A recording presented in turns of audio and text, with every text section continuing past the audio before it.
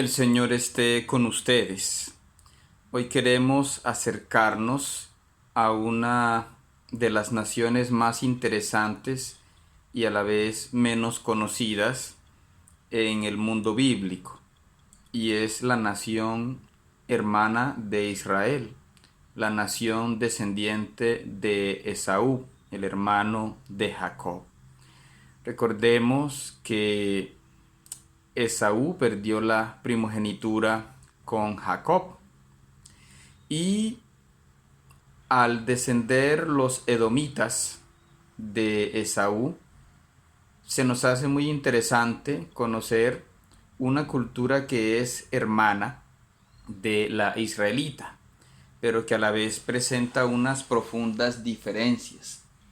Tenemos entonces un punto de partida, que es un patriarca, que es Esaú, que lo describen como un hombre velludo, de cabello rojizo, un pastor, un cazador, que termina haciendo las paces con Israel, con Jacob, y que va a dominar un gran territorio, aunque más bien diríamos es un territorio disperso, que va desde lo que hoy se llama Acaba, un puerto, pero que en esa época se llamaba Elat, hasta el río Seret, que llega al Mar Muerto, y ocupa toda esta zona que hoy en día sería la frontera entre Jordania, Israel y gran parte de lo que en esa época se llamaba el Camino del Rey.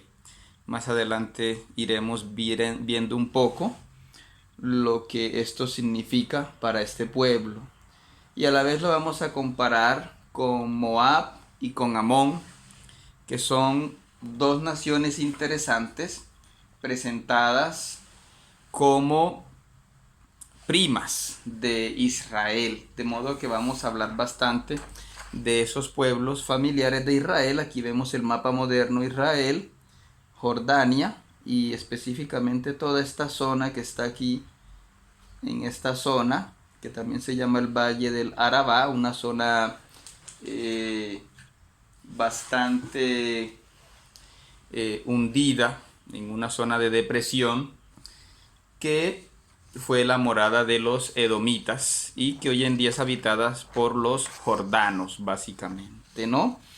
Hemos hecho un cuadro comparativo entre los edomitas, los amonitas y los moabitas, las tres naciones que son familia de Israel. Y hoy iniciamos con los edomitas, viendo que ellos parten de unos patriarcas compartidos con Israel, como son Abraham, Isaac y Esaú, como decíamos. Aunque en los relatos bíblicos no vemos que tenga mucha importancia para ellos Abraham, pero lo incluimos allí porque la Biblia lo incluye en los antepasados de ellos. Ellos moraban, como decíamos, en esa región entre los ríos Yabok y Penuel, y los textos egipcios, la primera vez que hablan de esta zona, dicen que allí había unos Shoshu o Shashu, unos merodeadores, que además iban incluso a las regiones al norte de lo que hoy es Jordania, pero que hoy después habitaron los amonitas.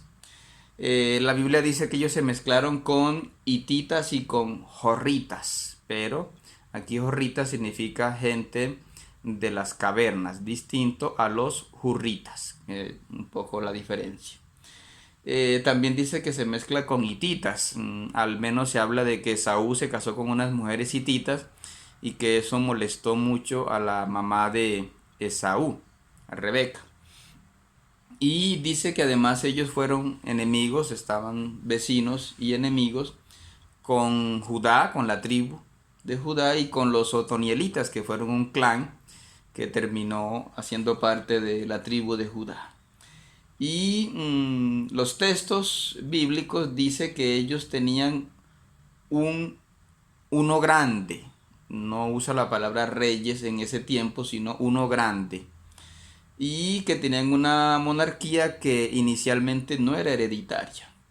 El final de ellos, pues más adelante lo veremos, fue que su territorio fue ocupado por los árabes nabateos, de los cuales en parte descienden hoy los jordanos, ¿no? Ellos tienen una identidad nacional, se reconocían como un grupo, a diferencia de los cananeos que en el video anterior decíamos no tenían una identidad nacional, sino que eran muchas tribus. Los edomitas sí se reconocían como una nación con clanes, con tribus. No tenían una capital, una ciudad capital fija.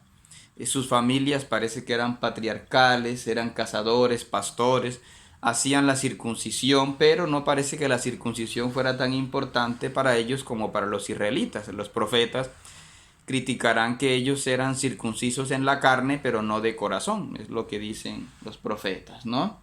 Al parecer eran liberales moralmente, como decíamos, ya se hace una crítica por mezclarse con los hititas, por seguir otras costumbres inmorales que impedían que los israelitas se casaran con ellos a pesar de que eran parientes muy cercanos.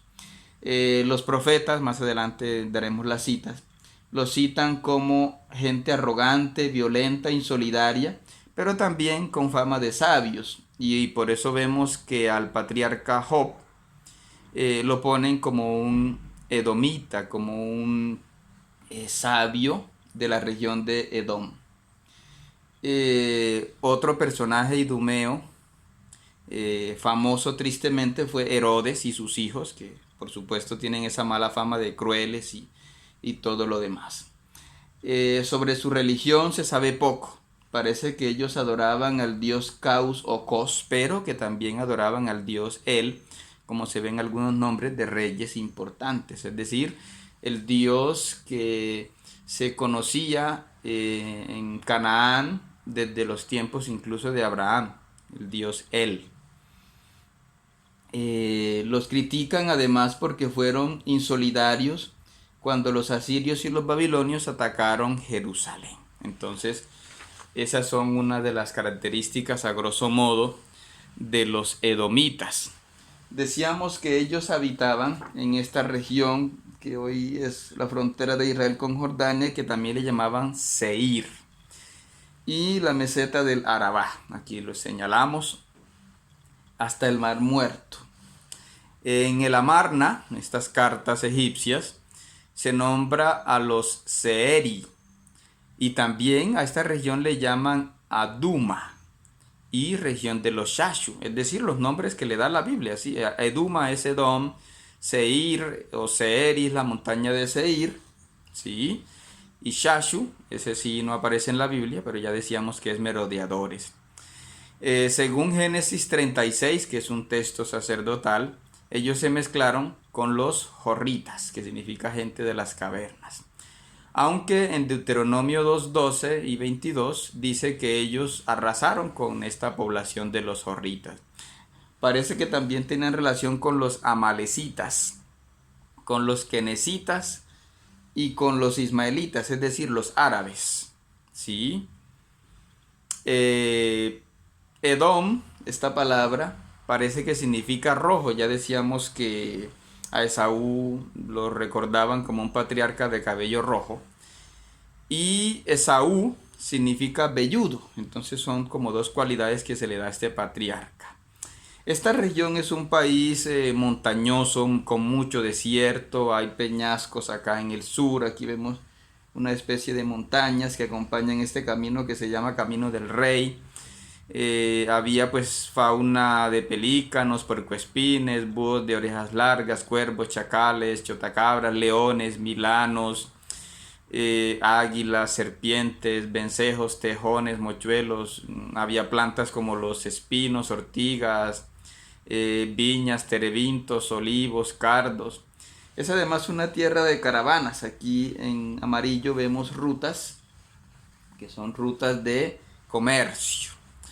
Y allí pasaba pues turquesa, tela fina, lana teñida de púrpura, corales, rubíes, que incluso llegaban hasta Tiro, hasta Fenicia.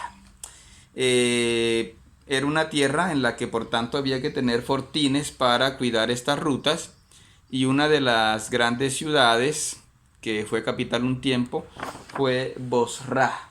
Aquí las tenemos señaladas. Hoy se llama Buceira. Y está a 50 kilómetros de Petra, que es quizá una de las ciudades más famosas hoy por el turismo. En ese tiempo se llamó Sela. Y otras ciudades eran Temán, Dedam, Dinaba, Rehobot, Pau, en fin, ¿no? Ciudades que son nombradas también en la Biblia.